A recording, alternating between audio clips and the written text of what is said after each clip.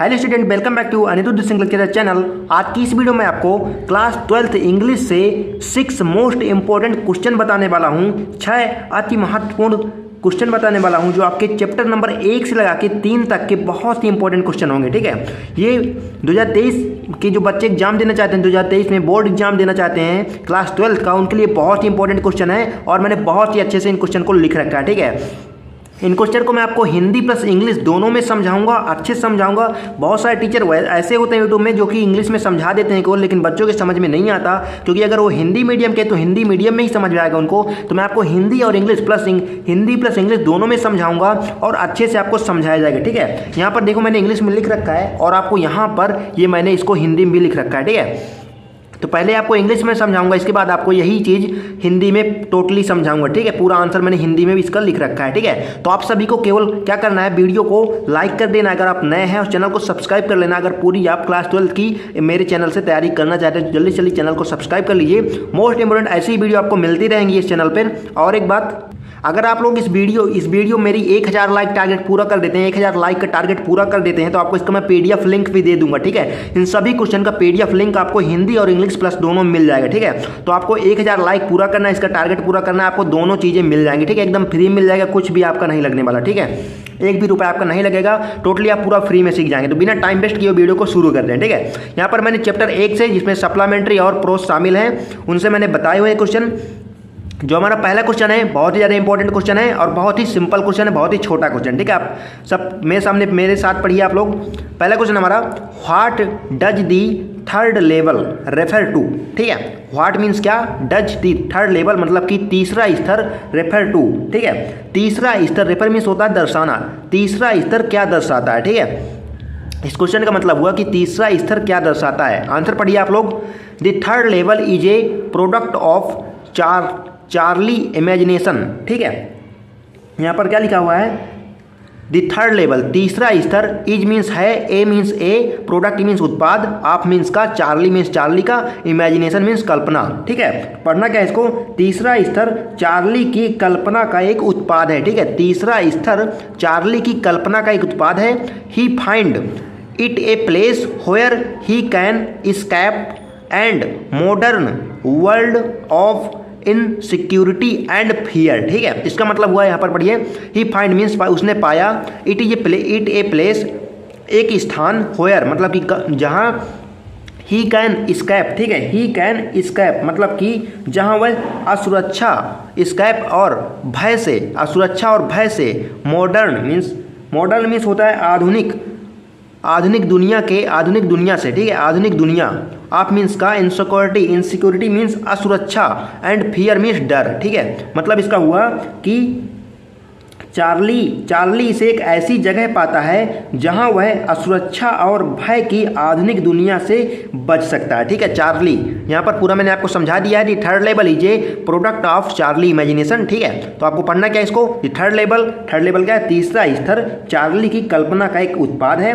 Charlie इसे एक ऐसी जगह पाता है। ठीक है, he find it a place where he can escape लिखा हुआ है यहाँ पर, ESCAP, आपको समझ आ रहा होगा, escape the modern world of insecurity and fear. ठीक है, मतलब कि जहाँ वह असुरक्षा और भय की आधुनिक दुनिया से बच सकता है। ठीक है, इतना आपको पढ़ना है। इसके बाद आप लोग इसका हिंदी देखिए, यहाँ पर मैंने लिखा हुआ है, यहाँ पर आप लोग देखिए, देखो इसका मतलब क्या हुआ, what does the third level refer to. यहाँ पर लिखा है, इसका जो हिंदी में होता है तीसरा स्तर क्या दर्शाता है, तो यहाँ पर लिखा हुआ है, देखो आप पढ़ लिए, the third level is a product of Charlie imagination. यहाँ पर पढ़िए आप लोग, तीसरा स्तर चार्ली की कल्पना का एक उत्पाद है। यहाँ तक हो गया। ठीक है, इसके बाद आपको पढ़ना है, he find it a place where he can escape the modern world of insecurity and fear. ठीक है, यहाँ पर देखिए आप लोग, एक ऐसी जगह पाता है, चार्ली इसे एक ऐसी जगह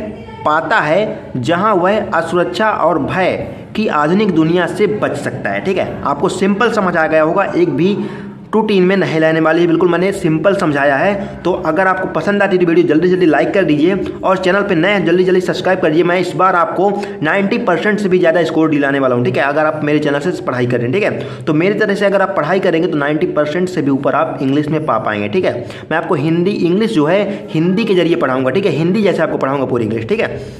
यहाँ पर हमारा दूसरा क्वेश्चन जो लेगो आप देखिए, यहाँ पर देखिए हमारा अगला क्वेश्चन है, क्वेश्चन नंबर 2 है हमारा। काफ़ी लंबा क्वेश्चन है लेकिन आपको ध्यान से पढ़ना है, एक भी डरने की आवश्यकता नहीं। मैं आपको सिंपल समझा दूँगी जैसे मैंने इसको समझाया हुआ है, ठीक है। आप चाहें तो इसका आप हिंदी में स्क्रीनशॉट भी ले सकते हैं, ये लीजिए, आप इसका स्क्रीनशॉट भी ले सकते हैं, ठीक है।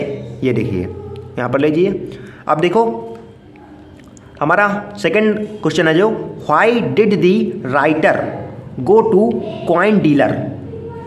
अब इसका मतलब हुआ व्हाई मीन्स क्यों, डिड द राइटर मतलब लेखक, गो टू कॉइन डीलर मतलब लेखक जो है सिक्के के व्यापारी के पास क्यों गया। इसका आंसर हुआ मतलब कि इसका हिंदी में अनुवाद हुआ लेखक सिक्के के व्यापारी के पास क्यों गया, ठीक है। कॉइन डीलर मीन्स होता है सिक्के का जो व्यापारी होता है, सिक्का जो व्यापार करता है, ठीक है, सिक्का बेचने वाला। इसका आंसर है यहाँ पर the writer wanted to go Galesburg with his wife, ठीक है। यहाँ पर देखिए आप लोग, the writer wanted to go Galesburg with his wife मतलब कि लेखक चाहता था अपनी पत्नी के साथ कहाँ जाना, ग्लेसबर्ग, ठीक है। ग्लेसबर्ग लेखक जाना चाहता था अपनी पत्नी के साथ। ये ग्लेसबर्ग एक जगह का नाम है, ठीक है, कुछ मीनिंग नहीं है। ग्लेसबर्ग जो यहाँ पर लिखा है एक जगह का नाम है, ठीक है। यहाँ पर लेखक मतलब कि राइटर और उसकी पत्नी अपनी पत्नी के साथ ये लेखक जो है यहाँ पर जाना चाहता था इस जगह पे, ठीक है। लेकिन समस्या क्या थी, बट लेकिन मतलब बट मीन्स लेकिन for that he needed old style currency to pay for the tickets on the 3rd level, ठीक है। अब यहाँ तक समझ लिए, वो जाना एक लेखक था, वो अपनी पत्नी के साथ गैल्सबर्ग जाना चाहता था, लेकिन समस्या क्या वहाँ उत्पन्न हो गई कि for but that he needed उसे आवश्यकता थी, किसको, लेखक को आवश्यकता थी ओल्ड स्टाइल करेंसी मतलब पुराने ज़माने के पैसे की मतलब कि करेंसी की उसको ज़रूरत थी। कहाँ भुगतान करने के लिए, टिकट लेने के लिए, टिकट 3rd लेवल की टिकट लेने के लिए। वहाँ पर क्या मांग रहे थे वो लोग, ओल्ड स्टाइल करेंसी मतलब पुराने ज़माने का जो पैसा था, रुपया था, वहाँ पर उसको मांगा जा रहा था, नए ज़माने का नहीं, ठीक है। तो लेखक को आवश्यकता पड़ी गैल्सबर्ग में जाने के लिए, अपनी पत्नी के साथ वो गया लेकिन जाने ही वाला था वहाँ, लेकिन आवश्यकता इससे पहले पड़ गई कि उसको ओल्ड स्टाइल करेंसी चाहिए थी टिकट लेने के लिए, ठीक है। वहाँ जहाँ भी टिकट मिलती थी 3rd लेवल की, वहाँ पर टिकट जो देने वाला था वो 3rd ओल्ड स्टाइल करेंसी मांग रहा था लेखक से, ठीक है। लेकिन लेखक के पास ये चीज़ थी नहीं, तो इसलिए क्या होता है, सो इसलिए he want to the coin dealer, वो लेखक इसलिए कहाँ जाता है, वो कॉइन मतलब सिक्के के व्यापारी के पास जाता है लेखक, क्योंकि उसके पास पुराने ज़माने के सिक्के नहीं थे, ओल्ड स्टाइल करेंसी नहीं थी लेखक के पास, तो कहाँ जाता है, वो सिक्के के व्यापारी के पास जाता है, ठीक है, लेखक जाता है। देयर ही एक्सचेंज हिज 300, ठीक है, वो अपने वहाँ पर कॉइन डीलर के पास अपने $300 मतलब कि $300 बदलता है किसमें, यहाँ पर देखिए, अगला देखिए आप, $300 विद ओल्ड स्टाइल करेंसी, ठीक है। वो अपने कॉइन डीलर से अपने $300 किस में बदलता है, ओल्ड स्टाइल करेंसी मतलब कि पुराने ज़माने की मुद्रा में वो अपने $300 को बदलता है, किसके जरिए, कॉइन डीलर के जरिए मतलब कि सिक्के के व्यापारी के जरिए, ठीक है। वो सिक्के के व्यापारी को डॉलर देता है, $300 देता है और वो उससे ओल्ड स्टाइल करेंसी ले लेता है टिकट लेने के लिए, ठीक है। He got less than 200 in exchange, और वो क्या पाता है, लेखक क्या पाता है कि उसको केवल 200 ही मिले।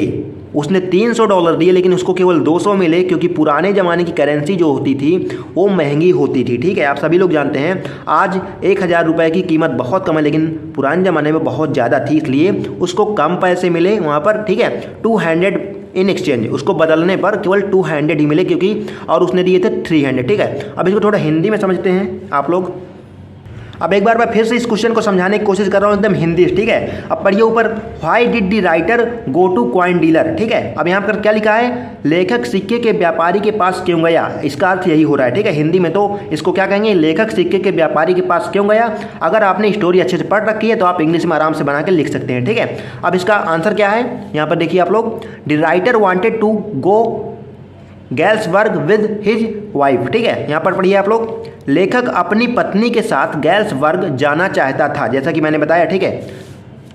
बट लेकिन for that he needed old style currency to pay for the ticket on the third level, ठीक है। अब यहाँ पर पढ़िए आप लोग, जाना चाहता था लेकिन उसके लिए उसे तीसरे स्तर पर टिकटों का भुगतान करने के लिए पुरानी शैली की मुद्रा की आवश्यकता थी। इसलिए वह सिक्के के व्यापारी के पास गया था। वहां उसने अपने $300 को पुराने शैली की मुद्रा में बदल दिया, ठीक है। मतलब कि बदल दिया, उसे बदले में 200 से भी कम मिले, ठीक है। मतलब कि 200 मिले उसे, ठीक है। आप समझ आ गया होगा, मैंने कितनी आसानी से आपको समझा दिया इस क्वेश्चन को कि क्या था इसमें। अब आप जैसे ही पढ़ेंगे आपको फटाक से याद हो जाएगा, ठीक है। रिवाइज बस करना है, ठीक है। आप चाहें तो इसका स्क्रीनशॉट ले सकते हैं। वैसे अगर आप 1000 लाइक का टारगेट इस वीडियो पर पूरा करते हैं तो मैं इसका PDF लिंक भी आपको दे दूंगा, ठीक है। अब चलते हैं अपने तीसरे क्वेश्चन की ओर। तो हमारा तीसरा क्वेश्चन आपके सामने है। इतना आसान क्वेश्चन है कि बहुत ही ज़्यादा आसान है। मैं इसका हिंदी में नहीं बताऊंगा, बस आपको मुंह से बता दूंगा, अपने आप आपको समझ आ जाएगा, लिख के नहीं बताऊंगा, ठीक है। यहाँ पर देखिए आप लोग, what did M Hamel say about the French language, ठीक है। आप सबको समझ आ रहा होगा कि व्हाट डिड मतलब यम हैमेल जो है लेखक हैं, वो फ्रेंच लैंग्वेज मतलब कि फ्रेंच भाषा के बारे में क्या कह रहे हैं, इसका मतलब होता है, ठीक है। फ्रेंच भाषा के बारे में यम हैमेल जी क्या कह रहे हैं, तो इसका आंसर है, he called French the most beautiful language, ठीक है। वो कह रहे हैं कि फ्रेंच एक बहुत ही सुंदर भाषा है इन दी वर्ल्ड, पूरे संसार में। फ्रेंच लेखक कहते हैं, कौन, यम हैमेल जी कहते हैं कि फ्रेंच पूरे संसार में एक बहुत ही सुंदर भाषा है। He said that it was the clearest and most logical language, ठीक है। वो कहते हैं कि ये भाषा एकदम क्लियर है, एकदम स्पष्ट है और बहुत ही ज़्यादा लॉजिकल भाषा है, ठीक है। आपको समझ आ गया होगा, दोबारा समझाने की जरूरत नहीं है, ठीक है। आप लोग इसका स्क्रीनशॉट ले सकते हैं, ठीक है। अब चलते हैं अपने अगले क्वेश्चन की ओर। हमारा अगला क्वेश्चन जो कि आपके सामने है, यहाँ पर देखिए आप लोग, इसका मैं हिंदी में आपको समझाऊंगा, ठीक है। ये क्वेश्चन थोड़ा लंबा है तो इसको हिंदी में बताऊँगा मैं आपको। यहाँ पर पढ़िए, why does the author say garbage to them is gold, ठीक है। व्हाई डज दी अथर से मतलब लेखक, यहाँ पर अथर मीन्स लेखक होता है, से मीन्स कहना होता है, गार्बेज मीन्स होता है कूड़ा करकट, them to them is gold, is means है गोल्ड मीन्स सोना, ठीक है। तो आपको समझना है यहाँ पर आपको समझना है कि इसका मतलब होता है लेखक क्यों कहता है, लेखक क्यों कहता है, यहाँ तक का, ठीक है। यहाँ तक हो गया, लेखक क्यों कहता है कि garbage to them is gold, ठीक है, कि कचरा उनके लिए सोना है। लेखक क्यों कहता है कि कचरा उनके लिए सोना है। अब इसका आंसर आपको लेना है। यहाँ पर मैंने इसका आंसर देखो कितने सिंपल भाषा में लिख रखा है, garbage is the only mean of survival for them, ठीक है। इसका आंसर हुआ, गार्बेज मीन्स कूड़ा हो गया, इज मीन्स है, ओनली मीन्स केवल, मीन मीन्स मीन और सर्वाइवल मीन्स जीने का सहारा, फॉर देम उनके लिए, ठीक है। तो इसका मतलब हुआ लेखक के लिए कूड़ा करकट ही जीने का एकमात्र सहारा है, ठीक है। Garbage is the only mean of survival for them मतलब लेखक के लिए, उनके लिए कूड़ा करकट ही जीने का एकमात्र सहारा है, ठीक है। इसके बाद आगे समझना है आपको, they search for something valuable in the garbage and sell for a little money. वो हमेशा कूड़े करकट में ढूंढते रहते हैं कुछ वैल्यूएबल मतलब कि कीमती चीज़। वो हमेशा कूड़े करकट में कुछ कीमती चीज़ ढूंढते रहते हैं और उसे थोड़े से पैसों के लिए बेच देते हैं, ठीक है, मतलब कि दे देते हैं। यहाँ पर इसका मतलब यही होता है, ठीक है। वे कचरे में कुछ मूल्यवान खोजते हैं और थोड़े से पैसे के लिए बेचते हैं, कचरे को बेच देते हैं थोड़े से पैसे के लिए, ठीक है। यहाँ तक हो गया। इसके बाद लिटिल मनी यहाँ तक हो गया हमारा, ठीक है, यहाँ तक हो गया। इसके बाद आपको पढ़ना है, they pitched their tents wherever they can find racks, ठीक है। यहाँ पर हुआ दे मीन्स वे, पिच मीन्स पिच, देखिए यहाँ पर हमारा फुल स्टॉप लग गया है यहाँ पर हमारा, तो यहाँ देखिए यहाँ पर फुल स्टॉप लग गया है, तो यहीं तक हमको इसका आंसर निकालना है। तो they pitched their tents wherever they can find tracks, वह वहाँ पर अपने मतलब कि बोरिया बिस्तर अपना रख देते हैं, मतलब बिछा देते हैं वहीं पर जहाँ पर उन्हें कूड़ा करकट मिल जाता है। किनको? लेखक को जहाँ पर भी कूड़ा करकट मिल जाता है। टेंट्स मीन्स होता है क्या होता है तंबू, तंबू कहते हैं, टेंट्स मीन्स तंबू होता है, तंबू गाड़ देना, ठीक है। वहीं पर अपना तंबू जमा लेते हैं जहाँ पर भी लेखक को कूड़ा करकट मिल जाता है, ठीक है। अब आगे पढ़ना है आपको।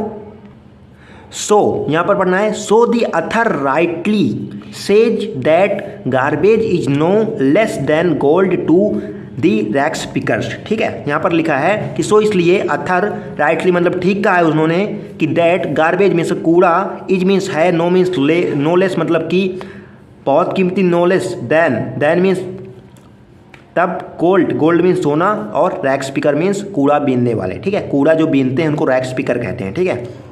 तो यहाँ पर लेखक कहते हैं कि जो लोग कूड़ा बीनते हैं, जो कूड़ा बीनने वाले होते हैं, उनको कूड़ा किसी सोने से कम कीमती नहीं लगता, ठीक है। इतना इसका आंसर होता है। तो जो लोग कूड़ा बीनते हैं, कूड़ा बीनने वालों को कूड़ा बीनने वालों को कूड़ा किसी सोने से कम नहीं लगता, ठीक है। उनको सोने के समान ही कूड़ा लगता है अपना, ठीक है। यहाँ तक आप लोग समझ गए हैं। अब इसको मैं हिंदी में बता रहा हूँ आपको। देखिए आप लोग यहाँ पर हिंदी में देख लीजिए, why does the author say garbage to them is gold, लेखक क्यों कहता है कि कचरा उनके लिए सोना है।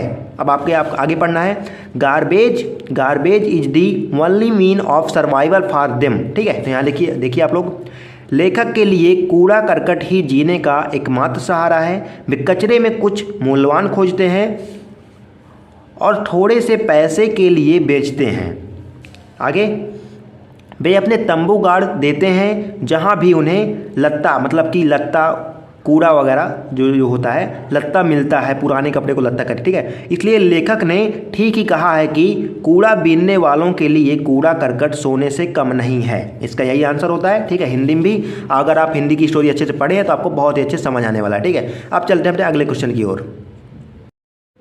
यहाँ पर देखिए हमारा अगला क्वेश्चन है, क्वेश्चन नंबर 5 है, what is Saheb looking in the garbage dump, where is the and where has he come from, ठीक है। इसका मतलब हुआ कि व्हाट मीन्स क्या, Saheb means Saheb, looking means देखना, in the garbage dump means कूड़े की खदान या फिर कूड़े जहाँ कूड़ा फेंका जाता है, कूड़े का डंप, ठीक है, कूड़ा डालने की जगह, ठीक है। व्हेयर इज मतलब वो कहाँ है, he and where has he come from और वह कहाँ से आए हैं, ठीक है। तो यहाँ पर आपको पूछा गया है कि लेखक कूड़े में क्या देख रहे हैं, कूड़े के डंप पे क्या देख रहे हैं, और वो कहाँ हैं इस समय, और वो कहाँ से आए हैं, ठीक है। तो यहाँ पर इसका आंसर है, साहेब इज ए रैग पिकर, साहेब एक कूड़ा उठाने वाले हैं, कूड़ा बीनने वाले हैं, ठीक है। साहेब इज ए रैग पिकर, साहेब एक कूड़ा बीनने वाले हैं। He is looking for the gold in the garbage dumps presently, garbage dumps यहाँ पर तक पढ़िए आप लोग। अब यहाँ तक देखिए, ही इज लुकिंग वो देख रहे हैं कूड़े में, कूड़े के डंप में देख रहे हैं सोने को, वो कूड़े के डंप में सोना देख रहे हैं कि कहीं सोना तो नहीं कूड़े के डंप में, ठीक है। वो कूड़े के डंप में सोने को ढूंढ रहे हैं। यहाँ पर फिर पढ़िए आप, साहेब इज ए रैग पिकर, साहेब एक कौन है, कूड़े बीनने वाले हैं। He is looking for the gold in the garbage dump, वो गार्बेज मतलब कि कूड़े की खदान, मतलब कि जो कूड़ा जहाँ फेंका जाता है कूड़े के डंप में, वो सोना देख रहे हैं। Presently he is in Delhi, वो अभी, प्रेजेंटली मतलब कि अभी के टाइम वो कहाँ पर हैं, दिल्ली में हैं। He has come from Bangladesh, और वह बांग्लादेश से आए हुए हैं। तो यहाँ पर क्या पूछ रहा है, व्हेयर इज ही, तो यहाँ पर इसका आंसर होगा he is presently Delhi and where has he come from, तो इसका आंसर होगा he was come from Bangladesh, ठीक है। तो आपको समझ आ गया होगा सिंपल सा। आगे हमारा क्वेश्चन है, बहुत ही सिंपल क्वेश्चन ये भी है, देखिए आप लोग।